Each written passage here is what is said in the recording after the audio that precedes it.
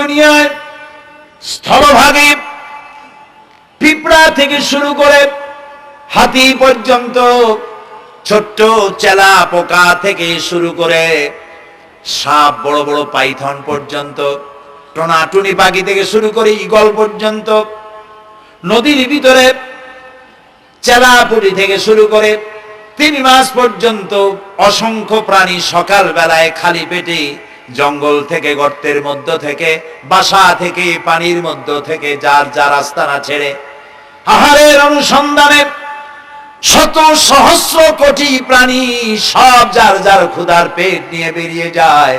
আল্লাহ রাব্বুল আলামিন বলেন, সন্ধ্যা হতে না হতে সবগুলির পেট ভরাইয়া যার যার বাসায় আমি ভিড়াইয়া দেই। ইন্নাল্লাহা হুয়া রাজ্জাকু যুল কুওয়াতিল মাতিন। খেতে দেওয়ার মালিক কে? সেই আল্লাহর এই গুণকে, এই গুণাবলীকে বিশ্বাস করতে হবে। খেতে দেওয়ার মালিক তিনি কেবলমাত্র। সন্তান হয় না, দেওয়ার মালিক কে? বলেন জোরে। হাসাবার মালিক কে? কাঁদাবার মালিক কে? সুখ দেওয়ার মালিক কে?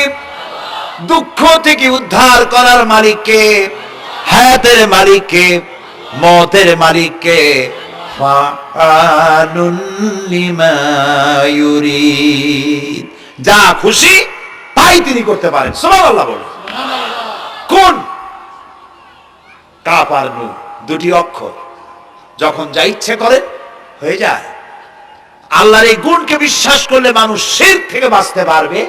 মাজার মুখী হবে না মুসলমান, মসজিদ মুখী হবে তখন। আজ আমার মুসলমান একদিকে নামাজও পড়ে আর একদিকে মাজারের কাছে গিয়ে দুর্বল হয়ে যায়। আছে না? আছে কি না? মাজারগুলির কাছে গিয়ে সাহায্য কামনা করে। আমার নিজের চোখে দেখেছি মাজারে গিয়ে কিভাবে সেজদা দেয় কবরকে। বলেন নাউযুবিল্লাহ। আল্লাহ ছাড়া কাউকে রুকু সেজদা করা যায় না। যা চাবার আল্লাহর কাছে চাইতে হবে। ওয়াইজা সাআলতা ফাসআলিল্লাহ ওয়াইজা ইসতাআনতা ফাসতাইন বিল্লাহ। যা কিছু চাওয়ার আল্লাহর কাছে চাও, যা কিছু বলার আল্লাহকে বলো। সব কিছু করার মালিক তিনি। সুবহানাল্লাহ বলেন। এই জন্য মাজারের সাথে মুসলমানদের সম্পর্ক হবে না, মুসলমানদের সম্পর্ক হবে মসজিদের সাথে। কিসের সাথে? বলেন জোরে। আপনি কোন অসুবিধায় পড়েছেন,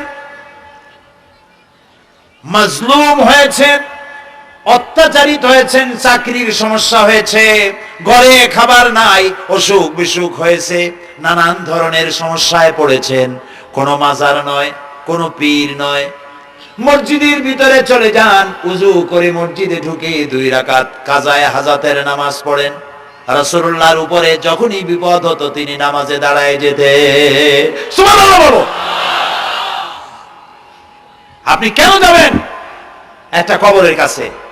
আপনার সাহায্য কামনার জন্য কোনো পীর নয়, আপনার সাহায্যের জন্য কোনো কবর নয়।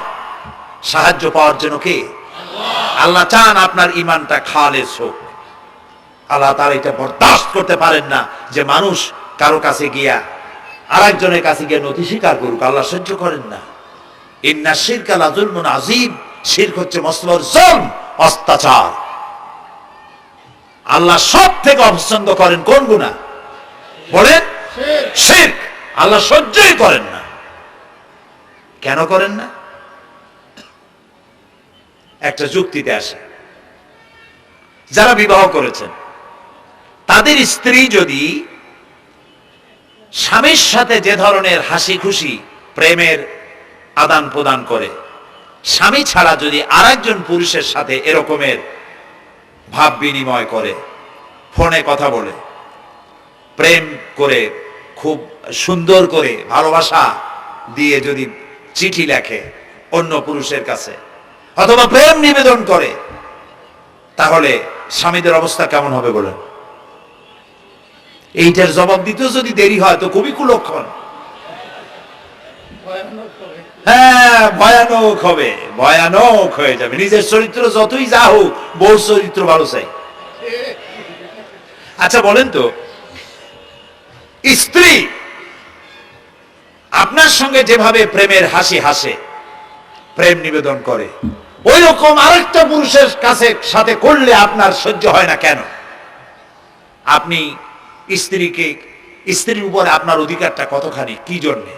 আপনার স্ত্রীর যে হাসি, যে মিষ্টি হাসি, যা আপনার প্রাণ কেড়ে নেয়, ওই হাসিতে আপনার কোনো অবদান আছে? বলেন।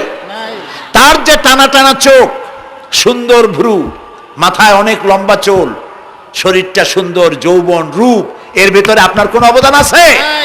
হ্যাঁ আছে, একটু তো আছেই। আপনি যে মুখ দিয়ে বউটা হাসে, সেই ঠোঁটে একটু লিপস্টিক লাগাইছেন। যে চোখের জন্য আপনি পাগল, সেই চোখে একটু কাজল লাগাইছেন। শরীরটাকে পেঁচাবার জন্য সুন্দর একটা শাড়ি কিনে দিছেন।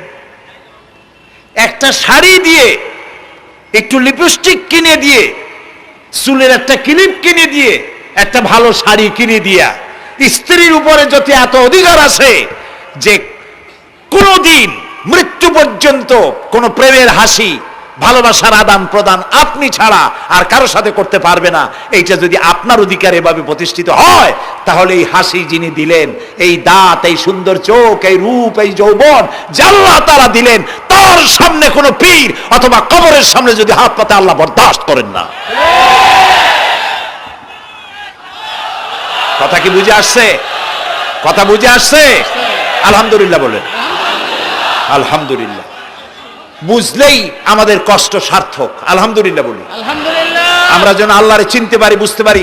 আমার বিশ্বাস করুন, কোরআন আমার সামনে, আল্লাহর কসম, কোন জীবিত পীর, কোন মৃত্যু পীর আমার ভাগ্যের ভালো বা মন্দ করার কোন অধিকার রাখে না, রাখে না, রাখে না। কোন পীর ফু দিয়ে আমার ভাগ্যকে ভালো বানাই দিতে পারবে না, পারবে না, এবং আমার একটা চুলও বাঁকাও করতে পারবে না। খাইরিহি ওয়া শাররিহি মিনাল্লাহ তাআলা। আমার ভালো, আমার মন্দ করার একমাত্র মালিক কে? আল্লাহ। এক আঙ্গুল আকাশের দিকে উঁচু করে চিৎকার দিয়ে বলুন, কে? আবার বলেন, আবার বলেন, আবারও বলুন। হাত নামান। আল্লাহ কবুল করুন, বলেন আমিন। আমার এই বক্তব্য দিয়ে আমি কোনো পীরকে অমর্যাদা করছি না। পীর সাহেবদের কাছে পীর কোনো শরীয়তের শব্দ নয়।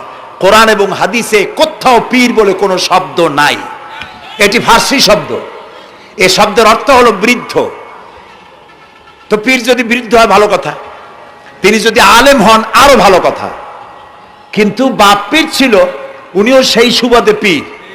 ইলেম নাই তো, না নিজের কাছেই তো টর্চ নাই, আপনাকে অন্ধকারে উনিও ম্যানহোলের মধ্যে পড়বে, আপনারে নিয়ে পড়বে। আলেম হইতে হবে, পীর যদি হয় আলেম হইতে হবে, এক নম্বর কথা। দুই নম্বর কথা হলো তিনি ব্যবসায়ী হবেন না। ধর্মের নামে তিনি ব্যবসা করবেন না। তিনি মানুষকে হেদায়েতের পথ দেখাবেন, প্রয়োজনে জেলে যাবেন, প্রয়োজনে ফাঁসির মঞ্চে দাঁড়াবেন। তিনি নিজেকেই ইসলামের সব আমি করি, আর ইসলাম কারো কাছে নাই। যারা ইসলাম করলো 70-80 বছর ধরে, রাজনীতির পথ দেখালো, তারা ইসলামের দল না, ওনারটাই ইসলামের দল। এই ধরনের ফাজলামি বক্তব্য থেকে বিরত থাকতে হবে। এই ধরনের বেয়াদবিপূর্ণ বক্তব্য থেকে বিরত থাকতে হবে। আমার দোকানে খাঁটি ঘি পাওয়া যায়, আর কারো দোকানে খাঁটি ঘি পাওয়া যায় না। ইসলাম নিয়ে এই ধরনের মনোপলি বিজনেস করতে দেওয়া হবে না। প্রিয় ভাই সব, আমরা পীর সাহেবদের চিনি। পীর ছিলেন শাহজালাল রহমতুল্লাহ আলাইহি। সুবহানাল্লাহ। যুদ্ধ করা লাগে নাই, আজান দিয়েছেন, মূর্তির মাথা ভাঙ্গা চুর চুর হয়ে পড়ে গিয়েছে। গৌর গোবিন্দ পলায়া কুল পায় নাই। লোকেরা যায় তার মাজারে গিয়ে গজাল মাছ জিয়ারত করে আসে, কিন্তু তরবারিটা দেখে আসে না। দোধারি তরবারি এখনো আছে। সুবহানাল্লাহ বলেন। পীর ছিলেন হযরতে বাহাউদ্দিন নকশবন্দি, মুজাদ্দিদ আল ফিসানি রহমতুল্লাহ আলাইহি, বড় পীর আব্দুল কাদের জিলানী রহমতুল্লাহ আলাইহি, খাজা মঈনুদ্দিন চিশতি রহমতুল্লাহ আলাইহি, শাহজাহান আলী রহমতুল্লাহ আলাইহি। কত ওলিউল্লাহর মাজার দিয়ে আমার দেশ ভরা। আলহামদুলিল্লাহ কর। আলহামদুলিল্লাহ। এরা একদিকে মানুষকে মুরিদ বানায়া মুরিদের টাকা দিয়ে নিজেদের পকেট ভরেন নাই। ওনারা এরকম করতেন না, এইরকম করতেন। আর রাসূলুল্লাহ বলেছেন, এই রকমের হাতের মর্যাদা নাই, এই হাতের মর্যাদা। আমি পীর দেখছিলাম, বাইতুল শরীফের পীর হযরত শাহ আব্দুল জব্বার সাহেব, আল্লাহ তাআলা জান্নাতুল ফেরদাউসের মেহমান বানায়নি। এই বাংলাদেশে শত শত মসজিদ, মাদ্রাসার এতিমখানা তৈরি করে গেছেন। সুবহানাল্লাহ। বৃষ্টির মৌসুমে চট্টগ্রামের বাড়ি তার, 14 বছর মাদ্রাসায় ওয়াজিদিয়া চট্টগ্রামে 14 বছর বুখারী শরীফ পড়িয়েছেন। কি মানের আলেম, খালি পীর না। মুরিদরা যত টাকা দিত এই টাকা দিয়ে বড় বড় মাদ্রাসা মসজিদ করেছেন। আর বৃষ্টির সময় সাথী সঙ্গী নিয়ে বস্তি এলাকায় যেতেন, পলিথিন দিয়া ছাওয়া, বাচ্চা আর তার স্বামী নিয়ে কাতরায় এক কোনায় বসে আছে, খাবার নাই, চাউল নাই, অসুস্থ, তাদের চাউল দিয়ে আসতেন, তাদের রান্না করার শাকসবজি দিয়ে আসতেন, ওষুধ দিয়ে আসতেন, হাড়ি পাতিল দিয়ে আসতেন। বন্যা হলে, তুফান হলে টাকা উজাড় করে যা মুরিদরা দিত সবগুলি উজাড় করে মানুষের খেদমত করতেন। সুবহানাল্লাহ। কাজী যারা জামায় অনেকগুলো পকেট সমানে নিতে থাকে আর ভরতে থাকে এইভাবে করে, এই ব্যবসায়ীদেরকে পরিত্যাগ করতে হবে। পীর হচ্ছে ওই সমস্ত লোক যারা নাকি ধর্মের নামে ব্যবসা করে না, বরং আল্লাহর দ্বীনকে প্রতিষ্ঠা করার জন্য কথা বলে। প্রিয় ভাই সব, আমাদের জেহেন সাফ করতে হবে, পরিষ্কার করে বুঝতে হবে আমার ভালো আমার মন্দ কে করতে পারেন? আল্লাহ। সম্রাট শাহজাহান নাম শুনেছেন? কোথার বাদশা বলেন? দিল্লির সম্রাট। সম্রাট শাহজাহান পৃথিবী জোড়া নাম তার। কবি বলছেন, শাহনে জাহাं को जिन्हें फख्र से देते थे बाज, वाज कब्र में है सूरह अलहम्दु की मोहताज। যে শাহজাহানকে কর দিয়া ট্যাক্স দিতে পারলে জনগণ নিজেদেরকে গৌরবান্বিত বলে মনে করত, সেই শাহজাহান কবরে শুয়ে আছে, সূরা ফাতিহার মুহতাজ হয়ে আছে। সুবহানাল্লাহ। যদি কেউ আমার কবরের কাছ থেকে হেঁটে যাইতো আর একটু সূরা ইখলাস পড়লে সব রেসানি করতো, আমি কিছু পাইতাম। আরে এই এতিম ফাকির হয়ে শুয়ে আছে। এক ফকির দিল্লি ঘুরতেছে, একজন বলছে, ভাই তোমারে তো খয়রাত করে দেখতেছি আমি সেই ছোটবেলা থেকে, খালি তুমি খয়রাত করো। একটা জিনিস আপনারা মনে রাখবেন, গরিব, আজকে যারা গরিব পরিশ্রমের মধ্য দিয়ে কালকে তারা ধনী হতে পারে, কিন্তু যারা ভিক্ষুক, যারা ভিক্ষা করে, জিন্দেগিতে কোনোদিন তারা বড় হতে পারবে না। ভিক্ষা করা যাদের অভ্যাস, জীবনেও বাড়ি করতে পারবে না, জীবনেও ধনী হইতে পারবে না, কিন্তু গরিব ধনী হইতে পারবে। কারণ হলো আল্লাহর কাছে দুইটা বৈধ জিনিস অত্যন্ত ঘৃণিত। কয়টা? একটা হলো তালাক আর একটা হলো ভিক্ষাবৃত্তি, মানুষের কাছে চাওয়া। আল্লাহ পছন্দ করেন না। তো ভিক্ষুক ঘুরতেছে, একটা লোক বলল, মিয়া তোমার তো সারা জীবনই খরচ করতে দেখি। খরচ করবো না, করবো কি? যার কাছে যাই সে দেয় 4 আনা 2 আনা 1 টাকা, এর বেশি তো দেয় না। তেদি আমি কেমনে বড় লোক হবো? কয় যে তুমি বাদশারে চোখে দেখো না, বাদশারে চোখে দেখো না। কয় বাদশার কাছে কি আমার মতো লোক যাইতে পারে নাকি? কয় না, যাইতে হবে, যাও। বাদশা একবার যাবা, এমন দেওয়া দেবে জীবনে আর তোমার খরচ করা লাগবে না। পাতি শিয়ালের পিছনে ঘুরে তো লাভ নাই। পাতি শিয়ালে খায় মুরগি, তোমার একটা ঠ্যাং দেবে, দাঁতের খেলালের কাজ হবে না। বাঘের পিছনে ঘোরো, বাঘে খায় গরু আর হরিণ, একটা রান দিলে তুমি 1 সপ্তাহ খাইতে পারবে। কাজে ঘুরতে গিয়েও বোঝা উচিত কার সাথে ঘুরি। তো বলছে বাদশার কাছে যাও। তো বাদশারে পাবো কই? কই তো দেখলাম কেবল মসজিদে ঢুকলো। তারপরে ফকির গিয়ে দাঁড়ায় আছে বারান্দায়, দেখে যে উনি বাদশা ভেতরে বসে হাত তুলে আছে ভাবে, আর চোখ দিয়ে পানি পড়ে দাড়ি ভিজে ভিজে পড়তেছে। নামাজ শেষ করে, মোনাজাত শেষ করে বাদশা বেরিয়েছেন। কোন বাদশা? শাহজাহান। বাইরে আসার পর ফকির বলল, আসসালামু আলাইকুম বলে ফকির রওনা করছে। বাদশা বলে, দাঁড়াও, তুমি যে রওনা করলা, তোমার তো ভিক্ষুক মনে হয়, আর লোকেরা যারা ভিক্ষুক না তারাও তো আমার কাছে চায়, আর তুমি তো ভিক্ষুক, চাইলে না কেন কিছু? ভিক্ষুক বলে, জাহাবানা, আমি কিছু চাইতে এসেছিলাম আপনার কাছে, কিন্তু আপনার করুণ অবস্থা দেখে আমার জ্ঞানের চোখ খুলে গিয়েছে। আমি দেখতে পেলাম আমি যার কাছে চাইতে এসেছি, আমি তো কান্দি না, হাতও বাঁধি নাই। যার কাছে চাইতে আসতাম দিল্লির সম্রাট, আবার কোন সম্রাটের কাছে হাত পেতে ভিক্ষুকের মতো কি জানি চায়, আর চোখ দিয়া পানি পড়ে দাড়ি ভিজে ভিজে পড়ছে। আমার জ্ঞানের চোখ খুলে গেছে, দুনিয়ার বাদশার কাছে আর চাইবো না। বাদশা কান্দে যে বাদশার কাছে, তার কাছেই চাইবো।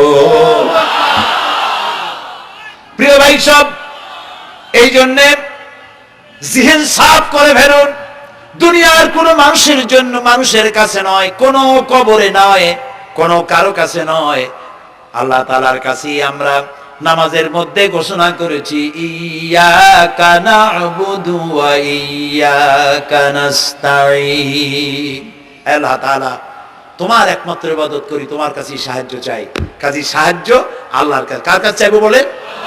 আল্লাহ আমাদের ঈমান পোক্ত করে দিন। আমরা বলি আমিন, আমরা বলি আমিন। অসুখ বিসুখ হইলে পরে ধৈর্য ধরবেন। অনেক মানুষ আছে জ্বর হইলে কয় যে এত নামাজ পড়ি খালি জ্বর আমারই হয়, এত রোজা রাখি, ভালো ভালো কাম করি, আমার ছেলের অসুখ মোটে সারি না। এই জাতীয় কথা বলবেন না। মুমিনের পায়ে যদি কাঁটাও ফোটে সওয়াব থেকে খালি নাই। ধৈর্য ধরতে হবে। কাঁটা ফুটছে, বলেন ইন্না লিল্লাহ। আজাবান লিল মুমিন, মুমিনের জন্য বড়ই আশ্চর্য ব্যাপার, বিপদ হইলেও শুকর আদায় করে আর সুখে থাকলেও শুকর আদায় করে। সুবহানাল্লাহ ওয়া বিহামদিহি। বিপদ আসলে সে বলে ইন্না লিল্লাহি, বলেন ইন্না লিল্লাহি ওয়া ইন্না ইলাইহি রাজিউন। আর যখন শান্তি আসে বলে আলহামদুলিল্লাহ। দুই অবস্থায় তার জন্য নিয়ামত আল্লাহর তরফ থেকে সে পায়, আলহামদুলিল্লাহ। প্রিয় ভাই সব, তো আল্লাহর উপর ঈমান আনার জন্য কয়টা শর্ত বলছি না? এই যে প্যাচ লেগে গেছে, কয় যে তিনটা। আল্লাহর উপর ঈমান আনার জন্য শর্ত কয়টা? চারটা। চারটার বলছি কয়টা? দুইটা। আরেকটা হচ্ছে আল্লাহর কুদরত এ বিশ্বাস করা। আল্লাহর কুদরত মানে শক্তি। আল্লাহর কিছু বিশ্বাস করবেন, বলেন জোরে? শক্তি। আকাশ এবং জমিনের শক্তিশালী কে? কিন্তু আমার দেশের জনগণ, কিছু কিছু রাজনীতিবিদরা বলে জনগণই নাকি সকল ক্ষমতার, সকল শক্তির উৎস। কি পাগল! তুমি ক্ষমতার উৎস? নাকের মধ্যে ময়লা, দাঁতে ছাতা, পেটের মধ্যে দুর্গন্ধ ভরা, ক্ষমতার উৎস। আশ্চর্য কথা। এই যে ক্ষমতার উৎস, হাজার হাজার লোক এখানে বসা, দুইটা ভাউয়া ব্যাংক যদি দুই কোণা দিয়ে ঢোকে, ভাউয়া ব্যাংক চেনেন? বিগ সাইজের ব্যাংক, দুইটা যদি দুই দিক দিয়ে ঢোকে লাফাইতে লাফাইতে, সামনে যারা আছে এমনি লাফাবে। অন্তত টঙ্গী তামিরুল মিল্লাত মাদ্রাসা ছাড়াইয়া তারপরে ফিরে তাকায় বলবে, ভাই আমরা দৌড়াই কেন? ব্যাংকের সামনে অসহায়, বল্লা ভীমরুলের সামনে অসহায়, সাপের সামনে, বিচ্ছুর সামনে অসহায়, তারা কয় সকল ক্ষমতার উৎস জনগণ। কপাল পোড়া। ক্ষমতার উৎস জনগণ নয়, এটা কোরআনের সাথে কন্ট্রাডিকশন হয়। এই কথায় আল্লাহ বলেছেন আন্নাল কুওয়াতা লিল্লাহি জামিয়া। সকল ক্ষমতার উৎস কে? আল্লাহ। চিল্লায়ে বলো আল্লাহ। ক্ষমতা কি দেখছে? মাত্র 1.5 মিনিট। কয় মিনিট? মাত্র 1.5 মিনিট। আল্লাহ বলেছেন কোন? সাথে সাথে তামিলনাড়ু, মালয়েশিয়া, ইন্দোনেশিয়া, থাইল্যান্ড, মালদ্বীপ, শ্রীলঙ্কা, 2 লক্ষ লোক শেষ, 1 লক্ষের খোঁজ নাই। সমুদ্রের পানি 33 ফিট উঁচু হয়ে এসছে। সুবহানাল্লাহ কই দিচ্ছে করে না? বিজ্ঞানীরা বলেছেন ভারত মহাসাগরের তলদেশে ফাটল ধরেছে, ওর কয়েক কিলোমিটার নিচে ভূমিকম্পের উৎপত্তি হয়েছে। ভারত মহাসাগরের পানি 3 হাত না 4 হাত, কত কিলোমিটার আল্লাহই জানে। এই কয়েক কিলোমিটার নিচে যে মাটি, সেই মাটিরও কয়েক কিলোমিটার নিচে ভূমিকম্পের উৎপত্তি। এখান থেকে ভূমির কম্পন হয়েছে, সেই ভূমিকম্পে সমস্ত মহাসাগরের মধ্যে, ভারত মহাসাগরের মধ্যে জলকম্পন শুরু হয়েছে। পানির কম্পন, মাটির কম্পন একসাথে। 33 ফিট উঁচা, মানে 4 তলা বিল্ডিং এর মতো উঁচু হয়ে আসছে পানি। 4 তলা পরিমাণ উঁচু হয়ে পানি চলে আসছে। বাড়ি গাড়ি সব কিছু খড় কুটার ন্যায় সব উড়িয়ে দিয়েছে। এগুলোর কপাল পোড়া নাস্তিক যেগুলি, তারা বলে প্রাকৃতিক দুর্যোগ। আর বাপের মাথা। আচ্ছা, প্রাকৃতিক দুর্যোগ, প্রকৃতি কি? কোন জন্তুর নাম? প্রকৃতি কোন জন্তু জানোয়ারের নাম? প্রকৃতি নিজে চলে না কেউ তাকে চালায়? কে চালায়? কপাল পোড়ারা তা বোঝে না। বিশ্ববিদ্যালয়ের শিক্ষক হয়েছে তো, আল্লাহ দিয়ে আসি কোথায়? তবে সব খারাপ না, ভালো আছে, আলহামদুলিল্লাহ। কিছু আছে কপাল পোড়া, বিশেষ করে শান্তিনিকেতনে যারা পড়াশোনা করে আসে, সাহিত্য চর্চা করে, এই সাহিত্য চর্চা করতে করতে এক পর্যায়ে কপাল পুড়ে যায়, আল্লাহরে চিনতে পারে না। সব চেনে, আল্লাহরে চেনে না। আল্লাহ এখন চিনাইতেছে ভালো করে। প্রিয় ভাই সব,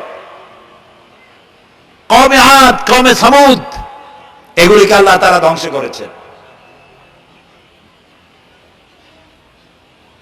কিয়ামতের আগে এই যে 7টা আকাশ, এই আকাশ সম্পর্কে অবিশ্বাসীরা তারা বলেছে আকাশ বলতে কিছুই নেই, এটা নাকি অনেক দূরে, তাই নীলা নীলে দেখা যায়।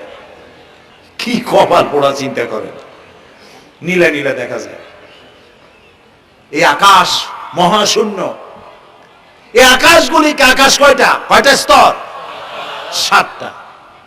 এগুলি কাতাইয়ে সিজিল্লিল কুতুব, কোরআনে কারিমে আল্লাহ তাআলা বলেছেন কিতাবের পৃষ্ঠার মতো কিয়ামতের আগে একটার পর একটা ঠাস ঠাস করে পড়বে, ভেঙে চুরে চুরমার হয়ে যাবে। ওয়াইদাল বিহারু ফুজ্জিরাত, আল্লাহ তাআলা বলছেন ইদাস সামাউ ফাতারাত ওয়াইদাল কাওয়াকিবু ইনতাসারাত ওয়াইদাল বিহারু ফুজ্জিরাত, আকাশের তারকাসমূহ বিক্ষিপ্ত হয়ে পড়বে। অসংখ্য তারকারাজি, বিশাল বিশাল তারকা বিক্ষিপ্ত হয়ে পড়বে। চন্দ্র সূর্য একটার সাথে আরেকটা ধাক্কা লেগে চাঁদ আর সূর্য আলো হারিয়ে ফেলবে, একাকার হয়ে যাবে। পাহাড়গুলো উঁচু করে আল্লাহ তাআলা জমিনের উপর আছাড় মারবেন, কাল ইহিনিল মানফুস, তুলার মতো উড়ে চলে যাবে। সুবহানাল্লাহ বলবো না? কত বড় শক্তি আল্লাহ পাকের। ওয়াইদাল বিহারু ফুজ্জিরাত, সমুদ্র সমূহ বিদীর্ণ হয়ে যাবে।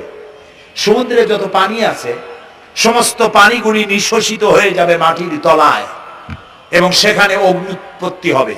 কোরআনে কারীম আল্লাহ বলে দিয়েছেন গোটা সমুদ্রগুলিতে আগুন জ্বলতে থাকবে।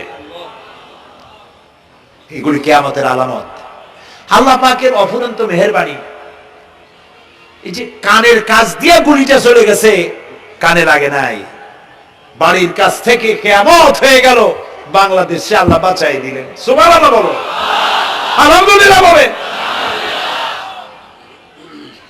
আমাদের প্রতিবেশী দেশগুলিতে যেভাবে আঘাত লাগছে, ওর 1000 ভাগের 1 ভাগের আঘাত কয়েক সেকেন্ড যদি বাংলাদেশে হতো, আমাদের সব অপরিকল্পিত শহর, রাজুক পারমিশন দিয়েছে 3 তলার, করা হয়েছে 7 তলা।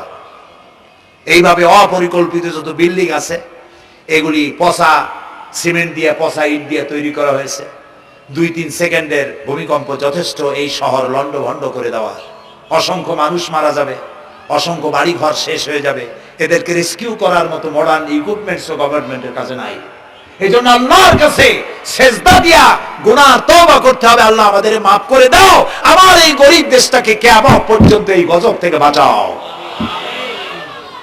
প্রিয় ভাই সব, আল্লাহ তাআলার ক্ষমতার ওয়াজ আমি আজ করতে পারবো না, অনেক লম্বা হয়ে যাবে। কারণ আমাকে 3টা পুঁজির কথা তো কমসে কম বলতেই হবে, অল্প করে হলেও। শুনবেন তো? আল্লাহ তৌফিক দিক, বলেন আমিন। তো আল্লাহ তাআলার ক্ষমতায় বিশ্বাস করা, তার প্রচন্ড ক্ষমতা, যা খুশি তাই বলেন করতে পারেন। মরাকে জিন্দা, জিন্দাকে মারতে পারেন, মরুভূমিতে ফুল ফুটাতে পারেন।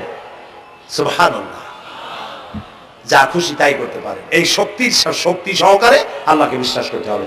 4র্থ নম্বরে আল্লাহর হুকুম এবং হাকাম, আদেশ নিষেধ। আমি আল্লাহরে বিশ্বাস করি, এই কথার কোনো দাম নাই যদি তার আদেশ না মানি, এই কথার কোনো দাম নাই যদি তার নিষেধকে আমি আমার জীবনে প্রত্যাহার না করে চলতে পারি। মুসলমান বলে দাবি করার কোনো মূল্য নেই। একদিকে নামাজ পড়ি, আর একদিকে ওজনে কম দেই, খাদ্যে ভেজাল দেই, বেপরদা করি, মিথ্যা কথা বলা হয়, ওজনে কম দেয়, খাদ্যে ভেজাল দেয়, জমিনের আইল ছাড়ে, আমানতের খেয়ানত করে, আল্লাহর হুকুম মানা হলো না, রাসূলের আদেশ মানা হলো না। আল্লাহর উপর ঈমান আনার জন্য 4র্থ শর্ত হচ্ছে আল্লাহ যা বলেছেন মাথা নত করে মেনে নিতে হবে, বলতে হবে সামি'না ওয়া আতা'না। বলেন সামি'না ওয়া আতা'না, শুনলাম আর মেনে নিলাম। বলেন তো জোরে, শুনলাম আর মেনে নিলাম। সুবহানাল্লাহ বলেন। মুমিনেরা এই প্রশ্নই করবে না মদ হারাম কেন, মুমিনেরা এই প্রশ্নই করবে না জুয়া হারাম কেন, মুমিনেরা এই প্রশ্নই করবে না জেনা হারাম কেন। একটাই জবাব, মদ হারাম কেন? আল্লাহ হারাম করেছেন তাই হারাম। জেনা হারাম কেন? আমার আল্লাহ হারাম করেছেন তাই হারাম। জুয়া হারাম কেন? আমার আল্লাহ হারাম করেছেন তাই হারাম। কোন যুক্তি নাই। যুক্তির আল্লাহর নিষিদ্ধ জিনিসে যুক্তি তালাশ করে কেবলমাত্র শয়তান। আল্লাহর আদেশ নিষেধে যুক্তি তালাশ করে কে? শয়তান। মুমিনের কাজ হলো সামি'না, বলেন, ওয়া আতা'না, শুনলাম আর মানলাম, বাস, শেষ কথা, খালাস। এই গেল চারটি শর্ত পুরো হয়ে গেল। এই চারটি শর্ত যদি পূরণ করতে পারি তাহলে আল্লাহরে বিশ্বাস করছি এটা প্রমাণিত হবে, এটা জাস্টিফাই হবে, এটা সত্যতা প্রমাণ হবে যদি আল্লাহ হুকুম মতো। এক নম্বরে হলো, আমি আবার কথাটা প্যাকেট করে দিই যাতে করে আপনারা বাড়ি নিয়ে যাইতে পারেন। আল্লাহর উপরে ঈমান এনেছি, এই কথাটাকে কমপ্লিট করার জন্য শর্ত কয়টা? চারটা। এক নম্বরে আল্লাহর অস্তিত্বে বিশ্বাস, বলেন আল্লাহর অস্তিত্বে বিশ্বাস। দুই নম্বরে আল্লাহর গুণাবলীতে বিশ্বাস। তিন নম্বরে আল্লাহর ক্ষমতায় বিশ্বাস। চার নম্বরে আল্লাহর আদেশ এবং নিষেধে বিশ্বাস, মান্য করে চলা। আল্লাহ যেন এই তৌফিক আমাদের দেয়, বলেন আমিন। আল্লাহ রাব্বুল আলামিন দুনিয়ায় শান্তি, আখিরাতে জাহান্নাম থেকে মুক্তি দেওয়ার জন্য আল্লাহ পাক আমাদেরকে একটা ব্যবসার কথা বলেছেন। ওই ব্যবসায় পুঁজি কয়টা? বলেন। তিনটা পুঁজি। বলছি কয়টা? দেখেন যে কেমনি প্যাঁচ লাগে। বলছি মাত্র একটা, সে একটা ডাল বাইর করছি চারটা। এবার আসেন মূল পয়েন্টে। এবার দ্বিতীয় পয়েন্ট, রাসূলের প্রতি ঈমান। আমরা তো রাসূলের প্রতি ঈমান আনছি কিনা বলেন? রাসূলের প্রতি ঈমান এনেছি। আমাদের এই ঈমান যথেষ্ট নয়, কারণ আমাদের ঈমান হলো রবিউল আউয়াল মাসে ঈমান তাজা হয়, ঠিক না? ঠিক না? রবিউল আউয়াল মাস যখন আসি, ব্যানারটা নাই, শামিয়ানাটা নাই, রাস্তাগুলিতে ফ্ল্যাগ লাগাই আর আলোক সজ্জা করি। মন্ত্রীরা আসেন, নেতারা আসেন, সিরাতুন নবী মাহফিলে দাঁড়ায় বলেন নবীর আদর্শ অনুসরণ করা ছাড়া উপায় নাই। অথচ ওনার পা থেকে শুরু করে মাথা পর্যন্ত নবীর আদর্শ নাই। আবার এই নেতা রামকৃষ্ণ মিশনে, রামকৃষ্ণ পরমহংসদেব তার মঞ্চে গিয়ে বলেন রামকৃষ্ণের নীতির ছাড়া বিকল্প কিছুই নেই। আবার গৌতম বুদ্ধের জন্মবার্ষিকী উদযাপনের জন্য সেখানে গিয়ে বলেন গৌতম বুদ্ধের অহিংস নীতি অনুসরণ করা ছাড়া জাতির যোগীনাথ হওয়ার আর কোনো পথ নেই। যেখানে যায় সেই জায়গার গুলি ধরে। রবিউল আউয়াল মাস আসতে বলে, আলোকসজ্জা করে, ইয়া নবী সালামু আলাইকা, ইয়া রাসূল সালামু আলাইকা। এরপরে গরম গরম জিলাপি রাসূলুল্লাহকে বুঝায় দেওয়া হলো, হে রাসূল আপনি তাকিয়ে দেখেন কত মহব্বত আপনারে করি। আপনার মহব্বতের জন্য আমাদের শহরের কোন মিষ্টির দোকানে আর মিষ্টি নাই, সব আমরা খাইয়া শেষ করছি। এই হলো মহব্বত। এই মহব্বতে এই ঈমানে কাজ হবে না। এই ঈমানে বলেন কাজ হবে না। কোন ঈমানে কাজ হবে? রাসূলের প্রতি ঈমানের অর্থ কি? এর অর্থ হচ্ছে নবী করিম সাল্লাল্লাহু আলাইহি ওয়াসাল্লাম আমাদের রাসূল, আমাদের নেতা। আমাদের রাসূল আমাদের নেতা, আমরা তার উম্মত, তার অনুসারী। অনুসারীর কাজ কি? নেতার পূর্ণাঙ্গ অনুসরণ করণ। রাসূলুল্লাহর আনুগত্য করতে হবে, এটা কে বলেছেন? আল্লাহ রাব্বুল আলামিন সূরা আলে ইমরানের মধ্যে বলেছেন, কুল ইন কুনতুম তুহিব্বুনাল্লাহ ফাত্তাবিউনি ইউহিব্বুকুমুল্লাহ ওয়া ইয়াগফির লাকুম যুনুবাকুম আল্লাহু গফুরুর রহিম। হে নবী আপনি বলুন, তোমরা যদি আল্লাহকে ভালোবাসো তাহলে তোমার কাজ হচ্ছে, তোমরা যদি আল্লাহকে ভালোবাসো তাহলে তোমরা আমার আনুগত্য করো, আমার অনুসরণ করো। কার? রাসূলের। বলেন কার? রাসূলের অনুসরণ যদি তোমরা করো, খেয়াল করে শুনতেছেন তো? আল্লাহ তাআলা বলছেন নবী আপনি বলেন তোমরা যদি আল্লাহকে ভালোবাসো তোমাদের এই দাবি যদি সত্য হয় তাহলে আমার অনুসরণ করো, আমার আনুগত্য করো। আমার অনুসরণ, আমার আনুগত্য করলে পরে তোমাদের কে আল্লাহ রাব্বুল আলামিন ভালোবাসবেন এবং তোমাদের তামাম জিন্দেগীর সমস্ত গুনাহ খাতা আল্লাহ তাআলা মাফ করে দিবে। আমরা কি গুনাহ মাফ করাইতে চাই? বলেন চাই? আসুন রাসূলের আনুগত্য করুন। রাসূলের আনুগত্য কি রকম? রাসূল যেভাবে মুছ কাটছে আমরা সেইভাবে মুছ কাটবো। তিনি দাড়ি যেভাবে রাখছেন আমরা সেইভাবে রাখবো। তিনি চুল কাটছেন যেভাবে সেইভাবে করব। তিনি পায়ের নখ, হাতের নখ যেভাবে কাটছেন সেইভাবে করব। তিনি যেভাবে বিবাহ করেছেন সেই সুন্নত অনুযায়ী বিবাহ, তিনি যেভাবে দেশ চালাইছেন সেইভাবে দেশ চালাবো। রাসূলের অনুসরণের অর্থ শুধু এই নয় যে তিনি যেভাবে সুরমা লাগাইছেন আমি ওইরকম সুরমা দেব, তিনি যেভাবে কদু খাইছে আমিও কদু খাবো, এটা নয়। এটা নয়, শুধু রাসূলের আনুগত্য হবে মুরগির ফার্ম থেকে শুরু করে জাতিসংঘ পর্যন্ত, জীবনের সব ক্ষেত্রে। আর বিশ্বাস করতে হবে তিনি শেষ নবী, তারপর আর কোন নবী আসবে না। আল্লাহ রাব্বুল আলামিন সূরা আহজাবের মধ্যে বলেছেন, মা কানা মুহাম্মাদুন আবা আহাদিম মির রিজালিকুম ওয়ালাকিন রাসূলুল্লাহি ওয়া খাতামান নাবিয়্যিন। মুহাম্মদ সাল্লাল্লাহু আলাইহি ওয়াসাল্লাম তোমাদের কোন পুরুষদের পিতা নন, তিনি আল্লাহর রাসূল এবং তাকে দিয়ে নবুয়তের মিশনকে খতম করে দেওয়া, কমপ্লিট করে দেওয়া হয়েছে। আর কোন নবী, রাসূলুল্লাহ বলেছেন লা নাবিয়্যা বাদি ওয়ালা রাসূল, আমার পরে আর কোন নবী আসবে না, রাসূল আসবে না। কথা বুঝে আসছে? আল্লাহর নবীর পরে আর কোন নবী হবে না। আল্লাহর নবী বলেছেন একটি ইমারত তৈরি করে তার ভিতরে একটা ইট যদি খালি থাকে, একটি ইটের জায়গা যদি শূন্য থাকে, তাহলে সকলের চোখে ধরা পড়বে। ওই ইটখানা দিলে পরে বিল্ডিংটা কমপ্লিট হয়ে যায়। নবুয়তের যে ইমারত আল্লাহ তৈরি করেছিলেন ওর ভিতরে একটা ইটের অভাব ছিল। আল্লাহ পাক আমাকে দিয়ে সেই শূন্য জায়গা পূরণ করে দিয়ে নবুয়তের মিশনকে কমপ্লিট করে দিয়েছে। রাসূলুল্লাহ বলেছে আমার পরে আর কেউ নবী হবে না। পৃথিবীর সব মুসলমানদের আকীদা মুহাম্মদ সাল্লাল্লাহু আলাইহি ওয়াসাল্লামের পরে যদি কেউ নবুয়তের দাবি করে সে কাফির, হাজার বার কাফির।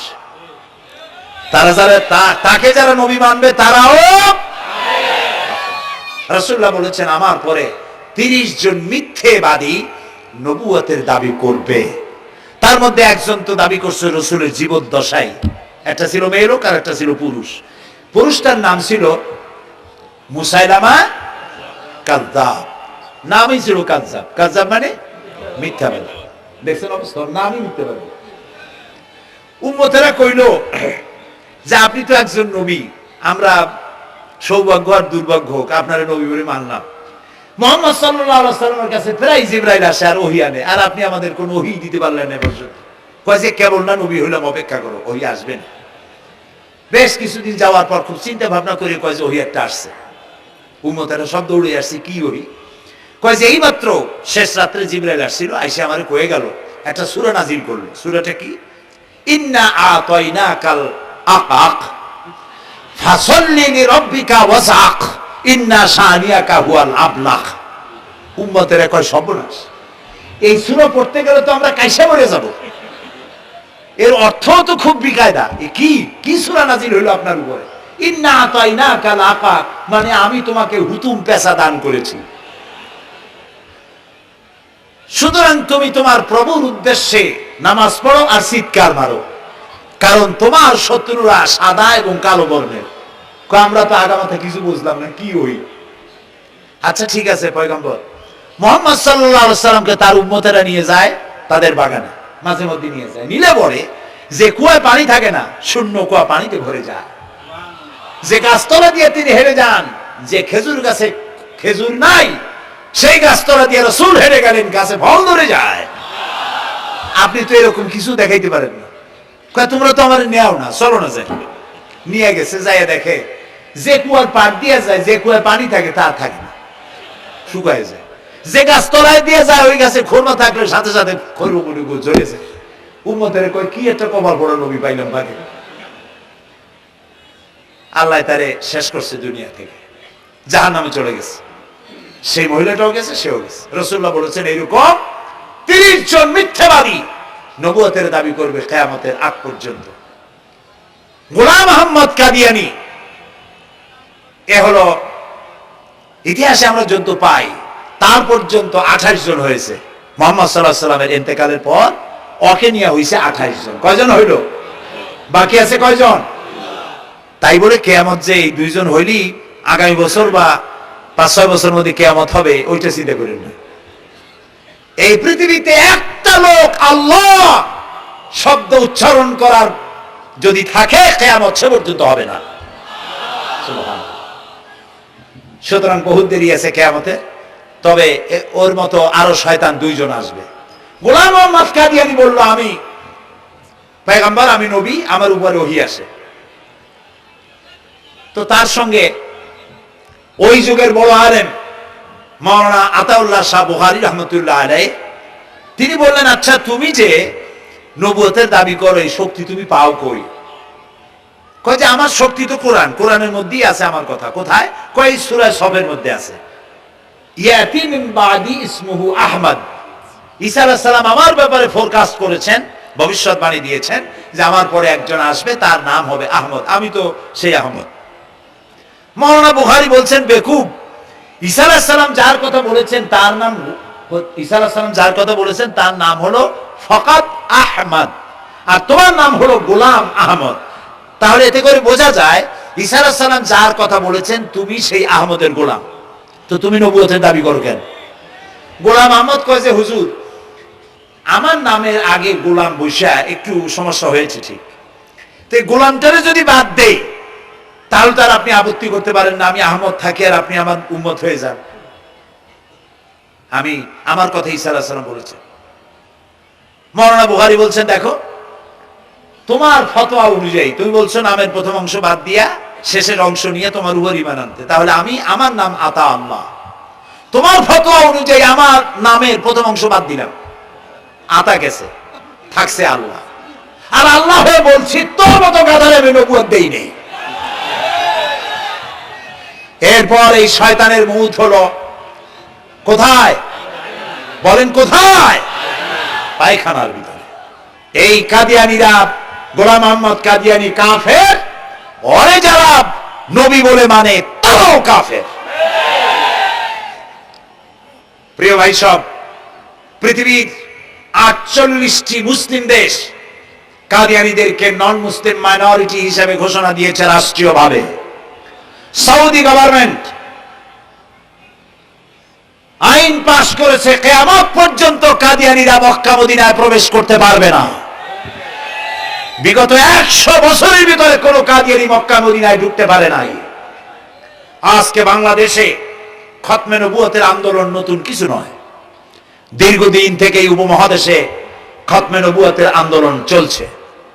এই আন্দোলন চলবে যতদিন পর্যন্ত সরকারের পক্ষ থেকে তাদেরকে নন মুসলিম মাইনরিটি ঘোষণা না করা হচ্ছে, আন্দোলন চলবেই। এদের লাশ রাস্তায় ফেলাই দিবা আর 14 কোটি মুসলমান তাকিয়ে তাকিয়ে দেখবে, তা বিশ্বাস করো না। খতমে নবুয়তের আন্দোলন যারা করেন এই জাতির 14 কোটি মুসলমানের সমর্থন তাদের পেছনে রয়েছে। কাজী তাদের ব্যাপারে উচ্চবাচ্য কথা বলতে গিয়ে ব্যারিস্টার হন, আইনজীবী হন, যেই হন, খতমে নবুয়তের আন্দোলন যারা করে তাদের ব্যাপারে কথা বলতে গিয়ে মুখ সামনে কথা বলবেন। এদেশের মানুষ শহীদ হয়ে যাবে, কাদিয়ানীদেরকে বরদাস্ত করবে না। আমাদের দেশে হিন্দু, থামুন, আমাদের দেশে হিন্দু, খ্রিস্টান, বৌদ্ধ আমাদের দেশে নাগরিক অধিকার ভোগ করে না? আমাদের সমান নাগরিক অধিকার তারা ভোগ করে। কাদিয়ানীরাও হিন্দু খ্রিস্টানদের মতো নন মুসলিম মাইনরিটি হিসেবে এদেশে বসবাস করে নাগরিক সুবিধা ভোগ করবেন, কোনো অসুবিধা নাই। কিন্তু আপনি মুসলমান বলে দাবি করবেন না, শেষ নবী মানবেন না, আমরা এই ব্যাপারে কিয়ামত পর্যন্ত আপোষ করব না। কেবলমাত্র মূর্খ, দালাল, হারামখোর তারাই কাদিয়ানীদের পক্ষ অবলম্বন করতে পারে, ইমানদারেরা পারে না।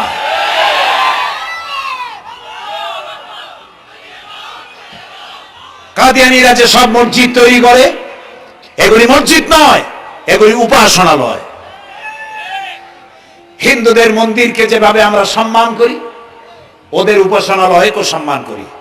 কিন্তু কাদিয়ানীরা যতদিন মুসলমান নামের পরিচয় দিতে থাকবেন, আমরা আমাদের অধিকার আদায়ের জন্য সুশৃঙ্খল ভাবে গণতান্ত্রিক পদ্ধতিতে আমরা এই অধিকার আদায়ের চেষ্টা করব। খতম নবুয়তের আন্দোলন কোন রাজনৈতিক আন্দোলন নয়, এটি আমাদের ইমানের আন্দোলন। যারা আন্দোলন করতেছেন তারা আমাদের ফরজে কিফায়ার দায়িত্ব পালন করছেন। প্রিয় ভাই সব, রাসূলের প্রতি ঈমান আনতে হলে এরকম ঈমান আনতে হবে, তারপরে আর কোন নবী আসবে না। তারপরে কথা হলো তাকে অনুসরণ করতে হবে পায়ের নখকাটা থেকে শুরু করে মাথার চুল পর্যন্ত, জীবনের সব ক্ষেত্রে রাসূলের অনুসরণ করতে হবে।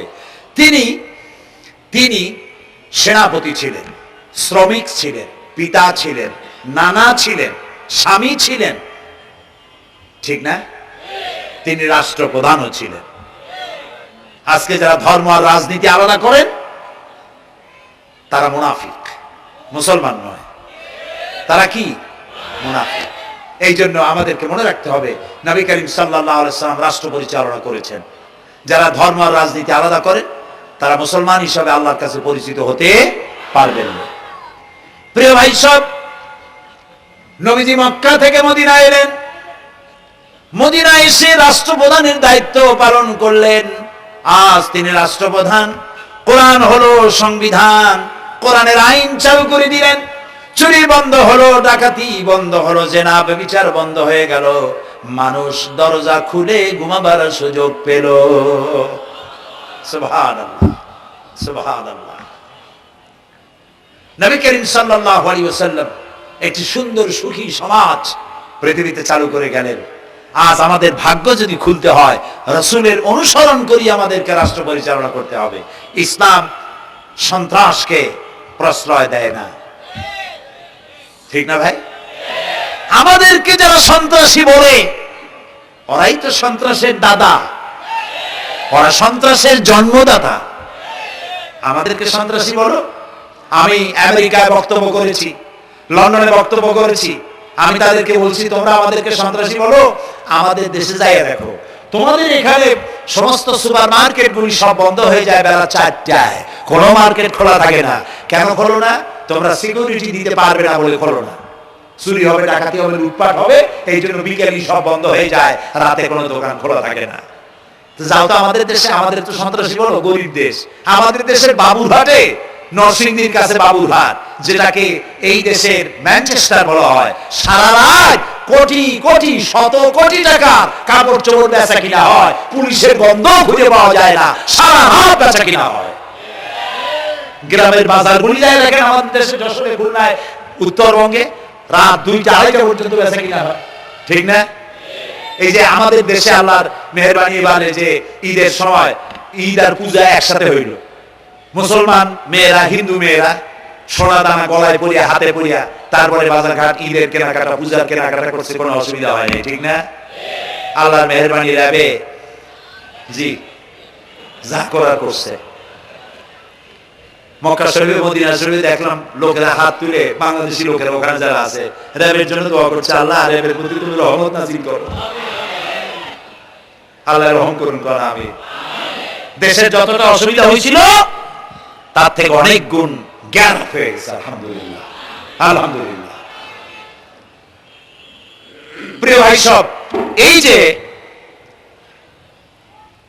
আল্লাহ রাব্বুল আলামিন মুসলমানদেরকে পৃথিবীর মধ্যে সবথেকে বেশি শান্তি প্রিয় করেছেন, কোন আলহামদুলিল্লাহ। তোমরা আমার মক্কা যায় দেখো, মক্কা মদিনায় যায় দেখো, আমাদের কোন সন্ত্রাসী মক্কা মদিনায় লক্ষ লক্ষ মানুষ এই যে সব চলে গেছে, এখন কোথায় গেছে?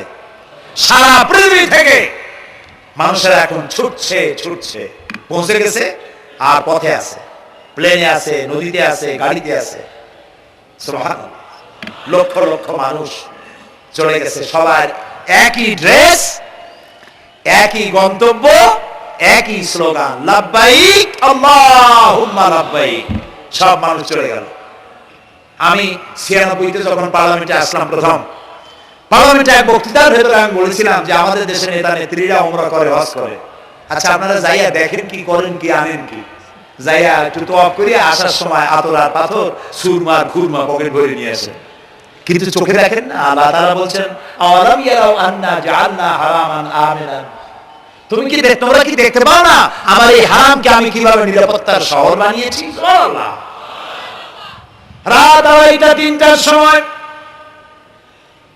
চাঁদের মতো সুন্দরী যুবতী মেয়ে একাকিনী কোন পুরুষ সঙ্গী ছাড়া নিজের ডেরা, নিজের তাবু ফেলে কাবা শরীফের ভিতরে এসে গেল। লক্ষ লক্ষ পুরুষের মধ্য দিয়ে আল্লাহর ঘর তওয়াফ করলো, তাহাজ্জুদের নামাজ আদায় করলো, এরপরে দোয়া দুরূদ করে কান্নাকাটি করে মেয়ে লোকটি একাকী লক্ষ লক্ষ মানুষের মধ্য দিয়ে নিজের ঘরে ফিরে গেল। কোন পুরুষের একবার তার চেহারার দিকে নজর পড়েছে তো দ্বিতীয়বার তার রূপ উপভোগ করার মতো সাহস কারো মনের মধ্যে জাগে না। হাজার বছরের ইতিহাস, মক্কা থেকে, মদিনা থেকে, আরাফাত থেকে, মুজদালিফা থেকে, মিনা থেকে একটা নারী লাঞ্ছিতা হয়েছে, ধর্ষিতা হয়েছে, অপমানিতা হয়েছে, ইতিহাস নয়। প্রিয় ভাই সব, প্রসঙ্গক্রমে এই টঙ্গী লক্ষ লক্ষ লোকেদের সমাবেশ হয়, আলহামদুলিল্লাহ বলে। হতেই পারে তাবলীগ জামাতের ভাইয়েরা এখানে উপস্থিত হন, সারা দেশ থেকে, বিভিন্ন দেশ থেকেও লোকজন আসে, এক জায়গায় বসে আল্লাহ বিল্লাহ করে, মোনাজাত করে। এটা মনে আসলো তাই বলতেছি। কেউ কেউ এটাকে খুব বাড়াবাড়ি করেন। সে বাড়াবাড়িটা হলো, কেউ কেউ বলেন আরাফাতের পরেই দ্বিতীয় এই সমাবেশ। এই বেয়াদবি শব্দটাকে উচ্চারণ করবেন না আল্লাহর রাস্তে। কোথায় টঙ্গী, কোথায় আরাফাত, আর কোথায় টঙ্গী? কি এর সাথে আপনি কি মিলান? আপনি বলুন এখানে লক্ষ লক্ষ লোক হয়েছে, আমরাও দেখতে পাচ্ছি লক্ষ লক্ষ লোক হয়, কিন্তু আপনি কেন দ্বিতীয় সমাবেশ বলেন? কেন আপনি আরাফাতের ময়দানের পরে এই কথা বলেন? মহাগুনাহ, মহাবেয়াদবি। আরাফাতে যাওয়া ফরজ, টঙ্গীতে আসা নফল নয়। আপনি কিসের সাথে কি তুলনা করেন? জিন্দেগিতে এই চিন্তা করবেন না। কিছু কিছু লোক আছে গ্রামের মধ্যে, অবশ্য কোন আলেম, কোন মুরব্বী এইসব কথা বলেন না। মূর্খ যারা, তারা এই ধরনের কথা ছড়াইছে গ্রামে। 3 বার টঙ্গীতে আসতে পারলে 1 হজের সওয়াব হয়। বলে নাউজুবিল্লাহ। শুধু 3 বার না, কিয়ামত পর্যন্ত লোকের এখানে আসতে থাকবে, আরাফাতের ময়দানে 1 সেকেন্ডে যে সওয়াব হবে তাও হবে না। আরাফাত হচ্ছে সেই ময়দান যেখানে আদম আলাইহিস সালাম থেকে শুরু করে মুহাম্মদ রাসূলুল্লাহ সাল্লাল্লাহু আলাইহি সাল্লাম পর্যন্ত সব নবীদের চোখের পানি শুকিয়েছে। পৃথিবীর কোটি কোটি মানুষ এখানে কাঁদছে। আর আল্লাহ রাসূল বলেছেন, আল হাজ্জুল মাবরুর লাইসা লাহুল জাযাউ ইল্লাল জান্নাহ। একটা কবুল হজের সওয়াব আল্লাহর কাছে বেহেশত দেওয়া ছাড়া কিছুই নেই। মান হাজ্জা লিল্লাহ ফালাম ইয়ারফুস ওয়ালাম ইয়াফসুক রাজা কায়াউমিন ওয়ালাদাতহু উম্মুহু, রাওয়াহুল বুখারী। বুখারী শরীফের হাদিস। রাসূলুল্লাহ বলছেন, আরাফাতের ময়দান থেকে হাজিরা যখন বেরিয়ে যায় সন্ধ্যায়, মা যেমন নিষ্পাপ সন্তান প্রসব করে, আরাফাত থেকে হাজিরা তেমন নিষ্পাপ হয়ে বেরিয়ে যায়। আল্লাহর রাস্তায় আপনারা এই তুলনাটা কেউ করবেন না। বলবেন অনেক বড় সমাবেশ হয়েছে, লক্ষ লক্ষ লোক হয়েছে, বাস শেষ। এটা দ্বিতীয় সমাবেশ, আরাফাতের পরে এটা দ্বিতীয় স্থান অবলম্বন করেছে, এইসব বাজে কথা আর একদিন বলবেন না। হবে আদমি যদি কেউ বলে থাকেন আস্তাগফিরুল্লাহ বলুন, বলেন আস্তাগফিরুল্লাহ। আল্লাহ সবাইকে ক্ষমা করুন, বলুন আমিন। এখানে আসলে দোয়া কবুল হবেই, কোনো গ্যারান্টি নেই, কোনো গ্যারান্টি নাই। কিন্তু রাসূলুল্লাহ বলেছেন আরাফাতের ময়দানে দোয়া কবুল হয়। রাসূলুল্লাহ বলেছেন আল্লাহর ঘরের কাছে দাঁড়ায়া, মুলতাজিমে দাঁড়ায়া এমন কোন দোয়া করি নাই যে আল্লাহ কবুল করেন নাই। কাজে এই সব চিন্তা করবেন না। প্রিয় ভাই সব, রাসূলের প্রতি ঈমান আনতে হলে রাসূলের জীবনকে জানতে হবে। রাসূলের জীবন আমরা অনেকেই জানি না। বাংলা ভাষায় বহু বইপত্র বেরিয়েছে রাসূলের জীবনী সংক্রান্ত। মেহেরবানি করে কিনবেন এবং পড়বেন। রাসূলের প্রতি ঈমানের অর্থ হলো রাসূলুল্লাহর পা থেকে শুরু করে মাথা পর্যন্ত সবটা আমল করা এবং তাকে মোহাব্বত করা। রাসূলকে কি করব আমরা? কি মুহাম্মদ সে ওয়াফা তूने तू हम तेरे ये जहां चीज ही क्या लोहो कलम तेरे। মুহাম্মদ সাল্লাল্লাহু আলাইহি ওয়াসাল্লামের সঙ্গে যদি তুমি মহব্বতের কানেকশন জুড়িয়ে দিতে পারো, তার অনুসরণ আর অনুকরণ যদি করতে পারো, আকাশ আর জমিন তো দূরের কথা, লৌহ কলম পর্যন্ত আল্লাহ তোমার জন্য করে দেবে। নবী করিম সাল্লাল্লাহু আলাইহি ওয়াসাল্লামের উপর ঈমান আনার অর্থ হলো তার অনুসরণ অনুকরণ করা।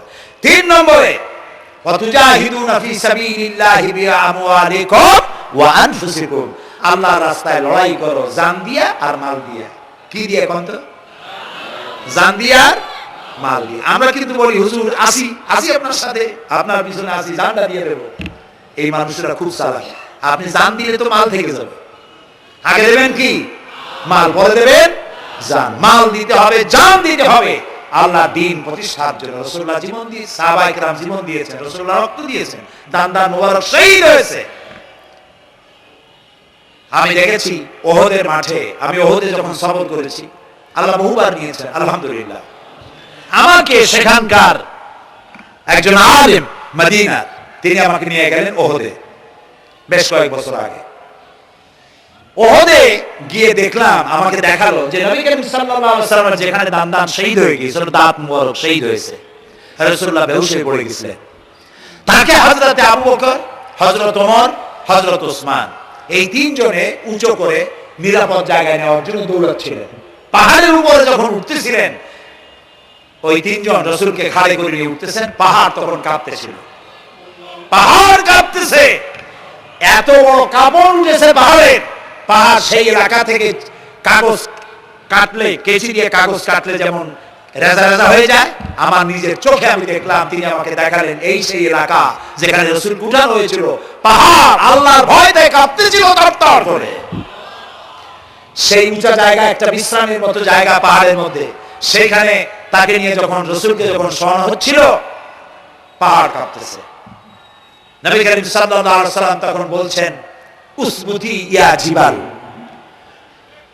উসবুতি ইয়া জিবাল, ইন্নাকা আলাইয়া নবিয়্যান ওয়াস সিদ্দিকিন ওয়াস শাহীদাইন। হে পাহাড়, উসবুতি ইয়া জিবাল, হে পাহাড় থেমে যা, তোর উপর আল্লাহর নবী, তোর উপরে সিদ্দিক আর 2 জন শহীদ দাঁড়িয়ে আছে, থেমে যা। পাহাড় থেমে গেল। সিদ্দিক হযরত আবু বকর, 2 জন শহীদ তোর উপরে, হযরতে ওমর, হযরতে ওসমান রাদিয়াল্লাহু তাআলা আনহুমা। কবে শহীদ হবে রাসূলুল্লাহ আজকে বলতেছেন, তোর উপরে 2 জন শহীদ দাঁড়িয়ে আছে। এইভাবে কষ্ট করেছেন নবীজি, ক্ষুধায় কষ্ট করেছেন, যুদ্ধ করেছেন। তবে সেই যুদ্ধ আক্রমণাত্মক ছিল না, ডিফেন্সিভ ছিল। আক্রমণকে প্রতিহত করার জন্য তিনি লড়েছেন। প্রিয় ভাই সব, এত কষ্ট করার পর তিনি যে দ্বীন কায়েম করে গিয়েছিলেন, আল্লাহ তাআলা বলছেন ওয়াতুজাহিদুনা ফি সাবিলিল্লাহি, আল্লাহর রাস্তায় লড়াই করো জান দিয়ে আর মাল দিয়ে আমার দ্বীনকে প্রতিষ্ঠা করার জন্য। যদি তোমরা ইসলাম বুঝে থাকো, এরই মধ্যে তোমাদের জন্য কল্যাণ নিহিত হয়েছে। সুবহানাল্লাহ, এরই মধ্যে কল্যাণ।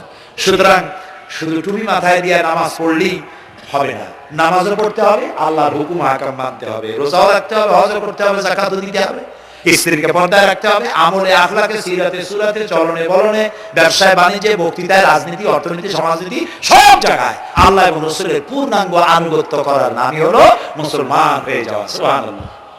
এই মুসলমান হইতে পারবো আমরা? আল্লাহ যেন তৌফিক দেয়, করেন আমিন। সবাই বলেন আমিন। আমি এখন আপনাদের নিয়ে মুনাজাত করবো। মুনাজাতের আদব বসা, দাঁড়ানো ভাইয়ের একটু বসেন। এই যত মানুষ দাঁড়ায় আছেন, মেহেরবানি করে একটু বসেন। আমি কিন্তু একবার বলিনি আপনারা বসেন। দাঁড়ানো ভাইরা মেহেরবানি করে বসেন, মুনাজাত করবো আপনাদের নিয়ে। প্রায় 2 লক্ষ লোক মারা গেছে ভূমিকম্পে, আর 1 লাখের উপরে নিখোঁজ। তাদের জন্য দোয়া করবেন না? যে আল্লাহ আমাদের বাঁচায় দিলেন তাদের জন্য, তার জন্য দোয়া শুকর আদায় করবেন না? সুতরাং বসেন, বসতে বলছি, দাঁড়াতে বলিনি। মুনাজাতের জন্য সবাই বসেন, আর একটু জোরে সরে জিকির করেন লা ইলাহা লা ইলাহা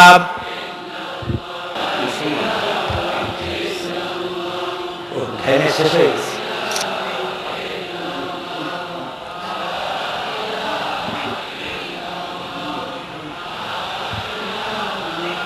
বয়স কত? বাড়ি কোথায়?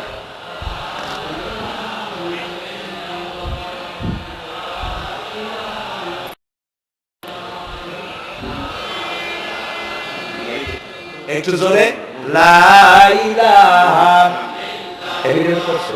বসো।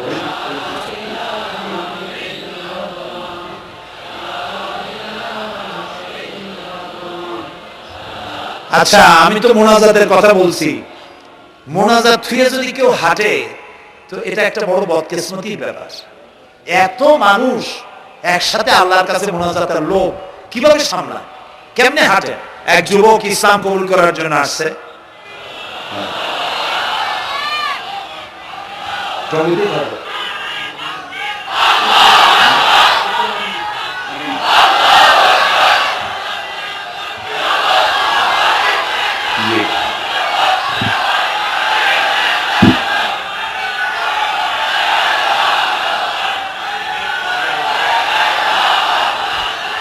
এই ছেলেটি বাড়ি হলো বগুড়ায়, থাকে উত্তরায়। এই ছেলের বাপের নাম শ্রী সুধীর চন্দ্র সরকার, আর তার নাম হলো চঞ্চল কুমার সরকার। বর্তমান নাম পছন্দ করেছে বশির উদ্দিন। লা ইলাহা ইল্লাল্লাহু মুহাম্মাদুর রাসূলুল্লাহ। আল্লাহ ছাড়া কোন ইলাহ নাই, মাবুদ নাই, উপাস্য নাই। মুহাম্মদ সাল্লাল্লাহু আলাইহি ওয়াসাল্লাম আল্লাহর প্রেরিত রাসূল। আশহাদু আন লা ইলাহা ইল্লাল্লাহু ওয়াহদাহু লা শারীকা লাহু ওয়া আশহাদু আন্না মুহাম্মাদান আবদুহু ওয়া রাসূলুহু। আমি সাক্ষ্য দিচ্ছি আল্লাহ ছাড়া কোনো ইলাহ নাই, মাবুদ নাই, উপাস্য নাই। তিনি এক, তিনি একক, তার কোনো অংশীদার নাই। আমি আরো সাক্ষ্য দিচ্ছি মুহাম্মদ সাল্লাল্লাহু আলাইহি ওয়াসাল্লাম আল্লাহর বান্দা এবং তার প্রেরিত রাসূল। বলো আসসালামু আলাইকুম। আপনারা জবাব দেন। এই ছেলেটি এখন আমাদের মধ্যে নিষ্পাপ। আমাদের সকলের আমলনামায় পাপ আছে। রাসূলুল্লাহ বলেছেন, যখন একজন মুশরিক ইসলাম কবুল করে, কালেমা পড়ে, বিশ্বাস করে, অর্থ সহকারে উচ্চারণ করে, তার পিছনের সমস্ত গুনাহ খাতাকে আল্লাহ তাআলা মাফ করে দেন। সুতরাং আমরা তার জন্য দোয়া করি, আল্লাহ যেন তাকে খাঁটি মুসলমান বানায় দেন। আমরা সবাই বলি আমিন। প্রিয় ভাই সব, মোনাজাতের পর এশার আজান হবে। আমরা বা জামাত এশার নামাজ পড়ে যাব ইনশাআল্লাহ। বলেন ইনশাআল্লাহ। এত বড় জামাত আমরা কোথাও পাবো না, এবং জীবনে আরেকটা জামাত এরকম পাবো তার কোনো নিশ্চয়তাও নাই।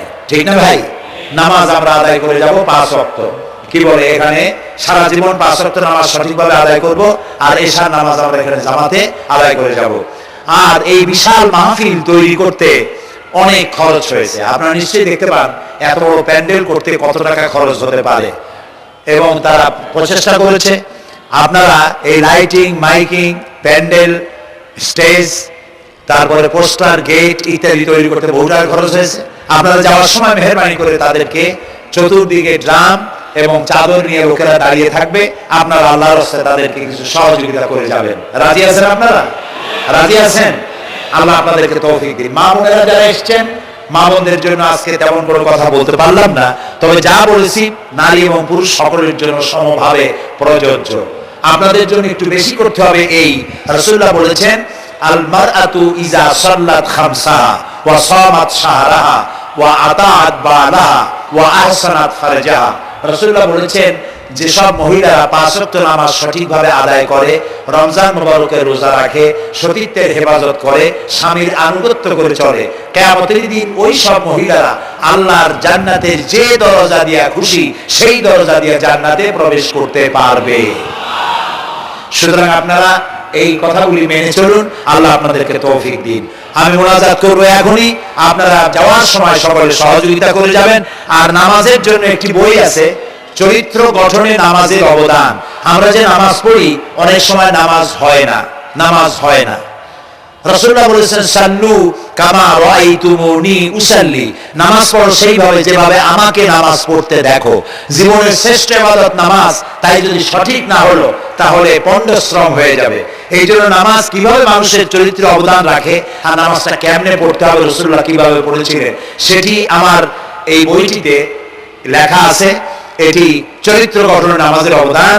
এখানে লাইব্রেরি আসছে, কোথায় আপনারা খুঁজে বের করে সেটা নিয়ে যাবেন। আর একটি হলো সূরা লোকমান। সূরা লোকমানের 2টা রুকুর তাফসীর করেছিলাম আমি চট্টগ্রামে, মাত্র 2 রুকুর তাফসীর। এই 2 রুকুর তাফসীর 5 দিনে শোনার পর 48 জন হিন্দু, বৌদ্ধ, মুসলমান হয়ে গিয়েছিল।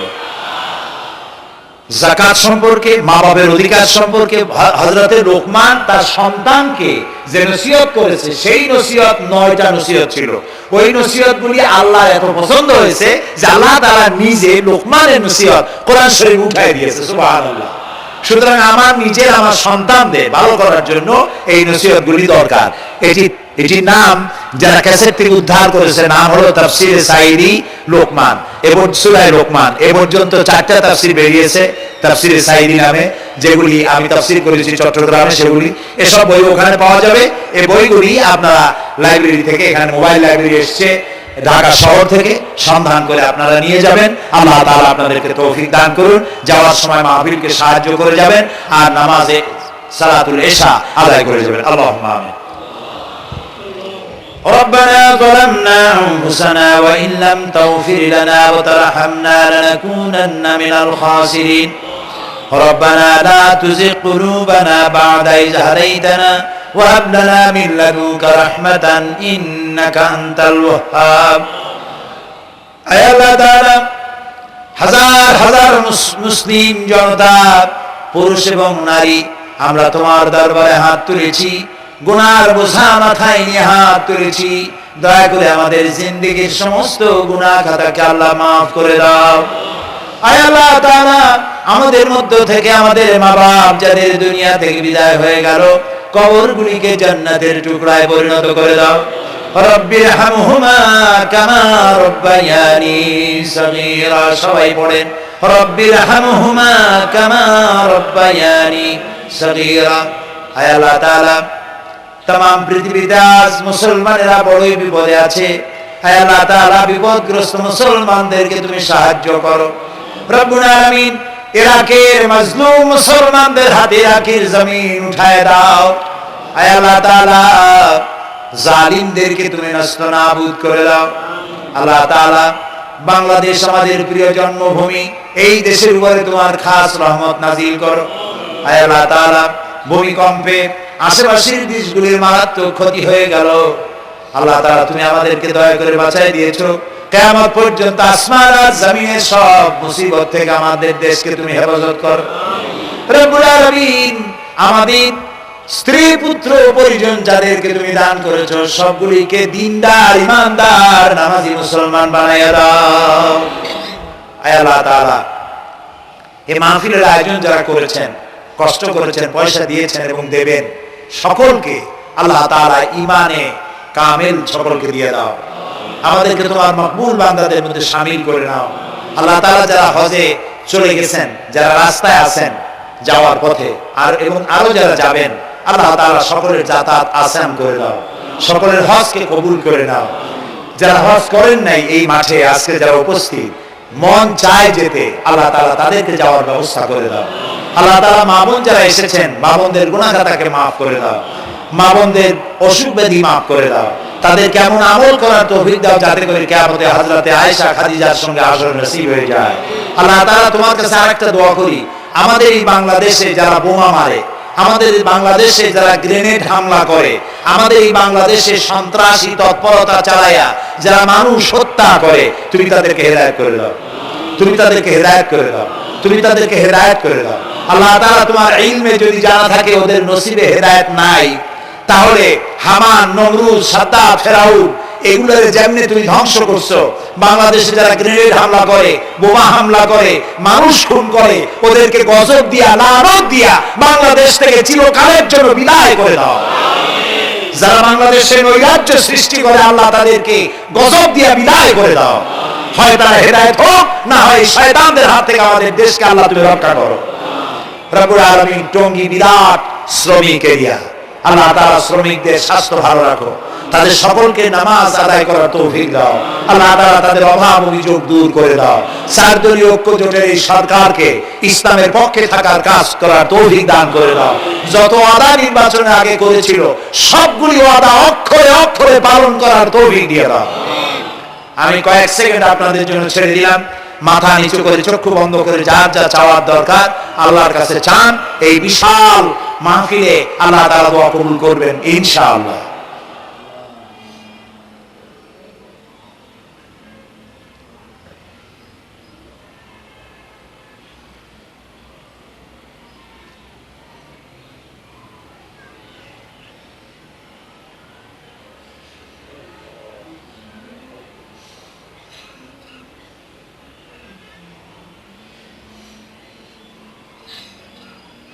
হায় আল্লাহ, তোমার আরশে আজিম থেকে তুমি দয়া করে তোমার রহমতের নজর দিয়ে টঙ্গী এই মাঠের দিকে তাকাও।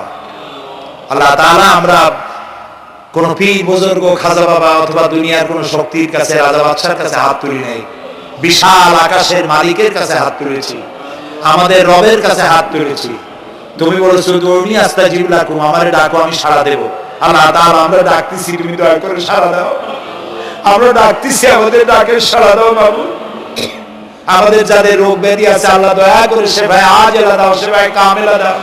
আল্লাহ তোমার কাছে আরেকটা বিনীত দোয়া করি, আল্লাহ তুমি আমাদের জন্মসূত্রে যেসব নিয়ামত আমাদের শরীরে দিয়েছো, নাক, কান, চোখ, হার্ট, কিডনি, চরণ শক্তি, বলার শক্তি, আল্লাহ মৃত্যুর আগ পর্যন্ত শরীরের এসব নিয়ামতের একটাও ছিনাই নিও না বাবু।